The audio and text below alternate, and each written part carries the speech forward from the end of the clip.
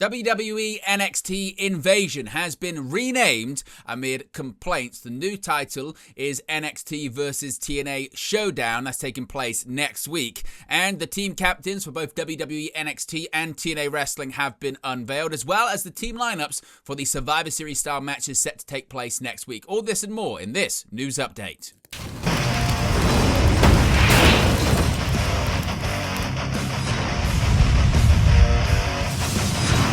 Hey guys, welcome back to Wrestling News 365. Hope everyone is doing very well. As always, there are plenty of news stories to get into in the world of professional wrestling. Let's begin with a name change for the WWE NXT vs TNA Wrestling event set to take place next week on the CW. Now, the upcoming NXT vs TNA show has been renamed Showdown after complaints about the original branding of Invasion. The event, scheduled for October 7th, 2025, falls on the 2-year anniversary of the Hamas incursion in Israel, with some noting how the branding of the event, the use of the name Invasion, and the date in which the event falls on was in very poor taste by WWE. Graphics and promotional materials using the Invasion name and logo, the one used for the 2001 pay-per-view of the same name, has been shared by WWE and TNA, but have since been pulled, with WrestleVotes first noting how the change had been made to Showdown. Now, the show will be presented as a special event on NXT television and will feature NXT vs TNA wrestling matchups. The name was confirmed last night on WWE NXT, and the team captains for the show versus show matches have been unveiled. Now, starting the September 30th edition of NXT on the CW was the newly crowned NXT champion Ricky Saints. Saints' segment started with "You Deserve It" chants from the crowd. He stated that he bet on himself against the now former champion Obafemi, and it showed that the only person you need to put the chips on is yourself. Joining Saints in the ring was reigning NXT Women's Champion Jacy Jayne. She stated they have bigger fish to fry, referring to the NXT vs TNA Showdown event on October 7th. NXT General Manager Ava made her way to the ring and revealed that Saints and Jayne will be the team captains for NXT in the Survivor Series style matches at NXT vs TNA Showdown. TNA Director of Authority Santino Marella entered the picture, and he revealed that the men's captain for TNA is Mike Santana, and the captain for the women's team is new TNA Knockouts World Champion NXT superstar Kalani Jordan. Now, in terms of the actual teams, we've got the lineups for that as well for both the men's and women's matches. Coming up on October 7th is this TNA vs NXT Showdown special airing on the CW. There are currently 4 matches on the bill, and the card will feature 2 NXT vs TNA 4-on-4 elimination matches. Notes from the Team Revelation segment saw Knockouts World Champion Kalani Jordan spoil the result of the October 2nd episode of TNA Impact when she mentioned that the inspiration are the new Knockouts World Tag Team Champions. They defeated the Elegance brand at the post-Victory Road television taping. There was a brawl to close the show between NXT and TNA talents, and coming out to watch was Shawn Michaels. Now, in terms of the lineups for both matches, the men's elimination match will feature Team NXT, captained by NXT champion Ricky Saints. There'll also be the TNA World Champion Trick Williams, Javon Evans, and Miles Bourne on that team, versus Team TNA, captained by Mike Santana. There'll also be Frankie Kazarian, Moose, and Leon Slater. In the women's elimination match, Team NXT is captained by NXT Women's Champion Jacy Jayne. She will have as partners Jada Parker, Sol Ruka, and Lola Vice. Team TNA will be captained by the TNA Knockouts World Champion NXT superstar Kalani Jordan. Along with her will be Jessie McKay, Cassie Lee, and Mara Sade. There will be a winner-takes-all match with the NXT and TNA World Tag Team Championships on the line. TNA World Tag Team Champions, the Hardys, will go up against Dark State from NXT, plus a North American Championship match, which we'll get to shortly. Now, before we move on to the next story in this news video, a reminder, this video is brought to you in collaboration with all of our great affiliates. That includes NordVPN, which you can see right there in the sidebar. The link's in the video description below. It's pinned in the comments section. You can use our link right there, and if you're in the United States, you can get up to 77% off plus 3 months extra free. You can watch all of your WWE content through your Netflix subscription instead of getting ESPN, Peacock, having to watch on the CW, having to watch on USA Network. You can watch all of your WWE content as part of your Netflix subscription. All you've got to do is get a VPN, change your location to an international territory like here in the UK, where we get to watch Raw, Smackdown, NXT, main roster PLEs, NXT PLEs, Saturday night's main event for free on YouTube, plus archive content on Netflix. part of one subscription, you can do that. Just get a VPN, NordVPN, and it's a way to support our channel in the process. Now, we saw Matt Cardona return to WWE NXT last night on the CW network. Now, on the September 30th WWE NXT episode, Matt Cardona, formerly known as Zack Ryder in WWE, made his presence felt. Cardona interfered in a match between Miles Bourne and Josh Briggs. Cardona confronted Briggs, stopping him from using a chain in the match. He distracted Briggs long enough and opened the door for Miles to hit Bourne again for the victory. With this win, Bourne secured a spot on Team NXT in that traditional Survivor Series elimination match at the WWE NXT TNA Showdown event. Mustafa Ali was another name that returned to WWE NXT last night, and he's got a title match next week. He's picking up where he left off. Mustafa Ali confronted Ethan Page on the September 30th episode of WWE NXT. The TNA wrestler was making his return to NXT for the first time since his 2023 WWE release. He announced his departure from WWE on September 21st, 2023, 9 days before he was set to challenge Dominic Mysterio for the NXT North American Championship at that year's NXT No Mercy PLE. He referenced his untimely release during his confrontation with Ethan Page. He spoke of his disappointment getting the phone call about his WWE status and then revealed that he would challenge Page for the gold at the NXT vs TNA Showdown TV special next week on the CW. So that match is confirmed for next week as well. Lady Reed revealed what WWE.com had spoiled coming out of No Mercy. Following Fallon Henley's loss to Lola Vice on the September 30th NXT on the CW, there was a backstage segment with Henley and NXT Women's Champion Jacy Jayne. Jayne apologized to Henley for putting her in the way of Vice. Lady Reed then came into frame and mentioned that she'd do anything for Fatal Influence. She went on to reveal that she was the masked/hooded character who delivered a knee strike to Vice during her NXT Women's title match against Jayne at No Mercy. That knee strike led to Jayne retaining the title. Before exiting the room, Reed stated that Jasmine Nix did not belong in Fatal Influence and admitted to attacking her. Nix, of course, was written off television after she opted not to sign a new contract with WWE. Leon Slater and Javon Evans were victorious last night. Of course, they've got big matches coming up in the future. TNA X Division champion Leon Slater was in a segment with Javon Evans on the September 30th episode of NXT. The two are scheduled to clash at TNA's Bound for Glory pay-per-view for the TNA X Division Championship. As they were chatting, the Culling came into frame and confronted Evans about befriending Slater, seeing how NXT and TNA were at odds with the NXT vs TNA Showdown next week looming. The idea was floated for a tag match between the two sides, and Slater and Evans accepted. The conclusion of the bout saw Slater pin Spears with his signature Swanton 450. Of course, as mentioned, they're set to face off at Bound for Glory later on this month. Lyra Valkyria appeared on WWE NXT last night following an interaction with Javon Evans, TNA X Division champion Leon Slater, and the Culling. Monday Night Raw's Lyra Valkyria popped into frame. She came in to see her old ally Paxley and gave her a doll. Valkyria was featured at NXT Homecoming and replaced WWE Women's Champion Tiffany Stratton in the main event of the show. Valkyria teamed with Rhea Ripley and current WWE Women's World Champion Stephanie Vaquer to defeat Fatal Influence. Valkyria is set for in-ring action on the October 6th edition of Monday Night Raw. She'll be facing Roxanne Perez of the Judgment Day. Now, some interesting notes here coming from Jack Perry after he recently returned to AEW television at All Out. When Jack Perry and Luchasaurus reunited at AEW All Out, they brought back Tarzan Boy. Now, the song was used during their first run as Jurassic Express, but was scrapped when they split. Speaking to Haley Miller of Vice, Perry said the song is here to stay. He said, quote, "I think the song is here to stay. It's funny because I was thinking about that. I was like, I don't know. We have a different look.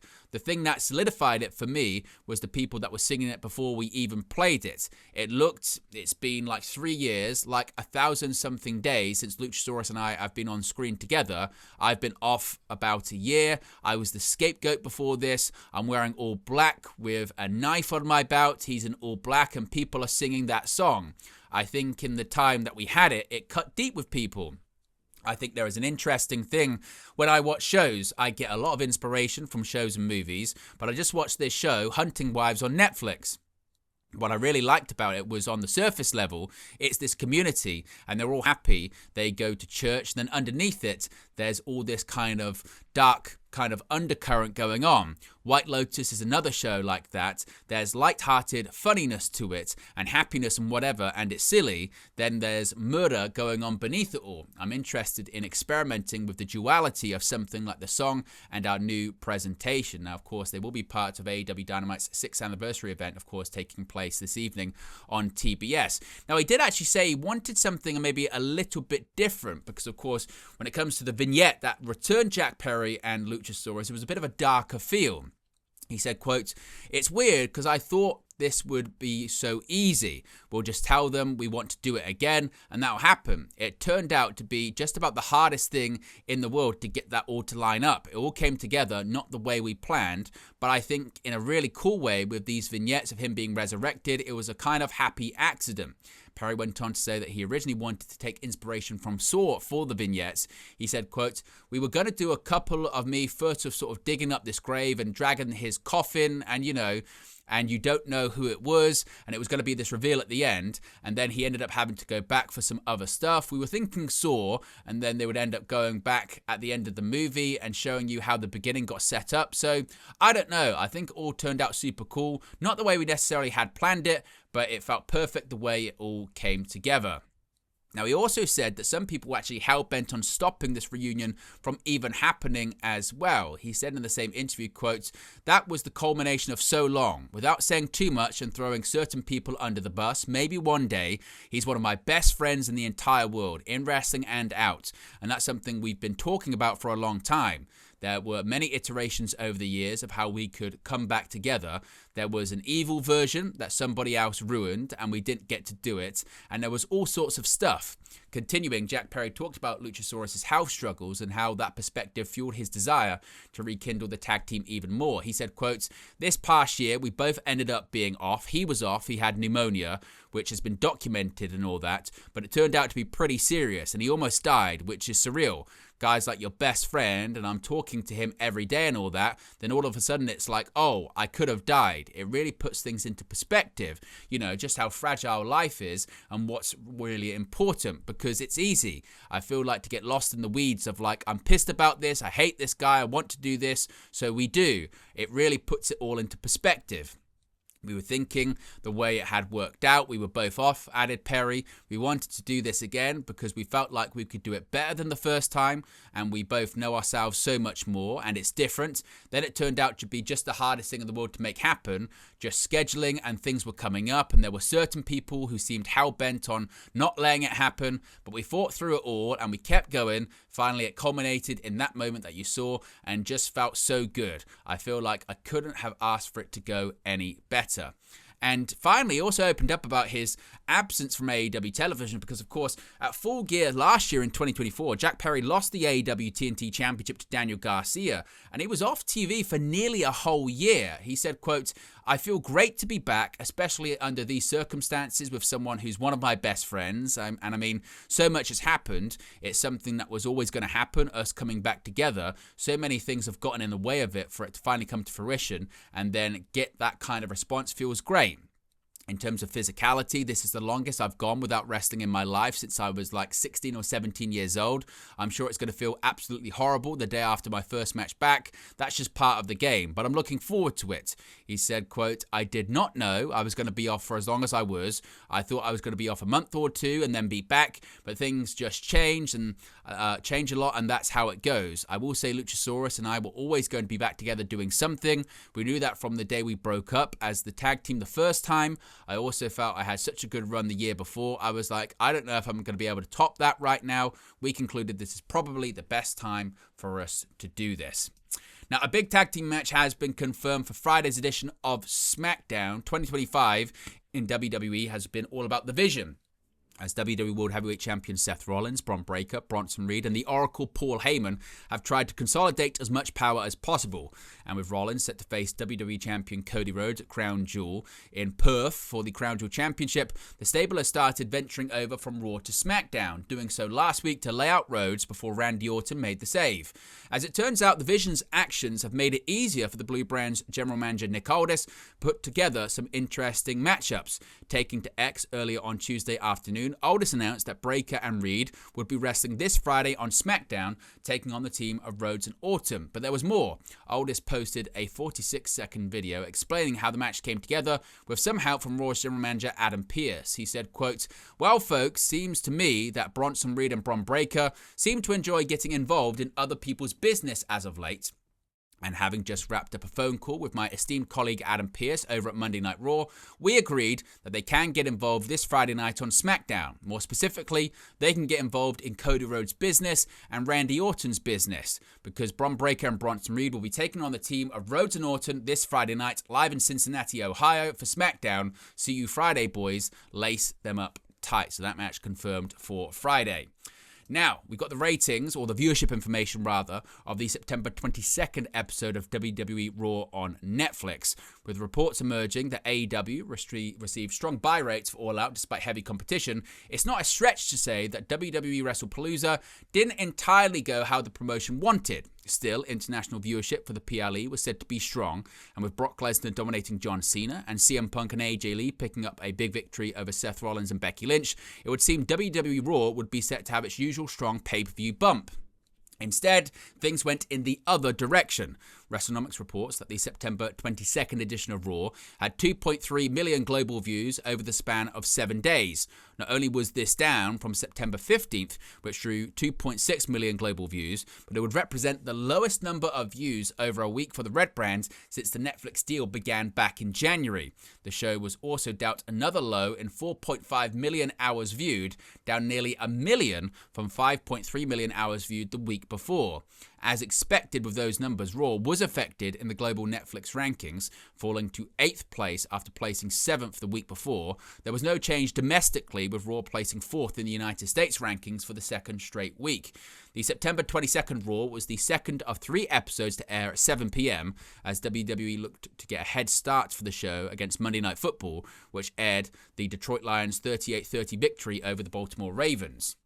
The big story coming out of Raw was former Women's World Champion Io Sky being betrayed by her former Damage Control teammates Asuka and Kairi Sane after they attacked Rhea Ripley. The turn had been a long time coming, as there had been dissension between Asuka and Sky throughout the latter half of the summer. Now, AEW has confirmed the date and location for the upcoming Blood and Guts edition of AEW Dynamite. One of All Elite Wrestling's most violent stipulations is making its return later this year, as the company has officially announced the return of Blood and Guts. AEW's annual TV special will be taking place at the legendary Greensboro Coliseum, now known as the First Horizon Coliseum, on November 12th. Many fans have been campaigning for the women's division to get their shot inside the demonic double ring structure, and following the September 27th episode of AEW Collision, that match looks to be on the cards as Jamie Hayter issued the challenge to the Triangle of Madness. The next few weeks will determine who enters the match, with Hayter already aligning herself with Queen Aminata following Hayter's return to the company at Forbidden Door, and the fact that they've both feuded with Tekla, Julia Hart and Sky Blue throughout the majority of 2025. News on whether the men will also get a Blood and Guts match will be confirmed in the coming weeks, but for right now, the women of AEW will be the ones taking center stage. One detail that people have noticed about AEW picking the First Horizon Coliseum on November 12th for the Blood and Guts edition of AEW Dynamite is that the Coliseum's sister venue, Piedmont Hall, will be hosting a concert by American heavy metal band GWAR. However, it's unclear whether AEW will attempt to use the band for any cross-promotion. We'll have to wait and see. And finally, Adam Copeland has been cast in a new project. He's got a couple going on at the moment. Adam Copeland has been cast in Beekeeper 2. The news was first reported by Variety. Pom Klementieff has also joined the cast. Jason Statham will return for the film, so Adam Copeland is going to be cast in that. But there you go, guys, the latest pro wrestling news for you. Be sure to smash a like on the like button. Be sure to subscribe, bottom right-hand corner. As always, let me know your thoughts in the comment section below, and I'll speak to you again very, very soon. Hey guys, thank you for watching, listening, streaming, or however you come across this video today. Be sure to click on the video on the right there to watch our next video, or click the button to subscribe, or the bottom right hand corner. Thank you very much, and I'll speak to you again very soon.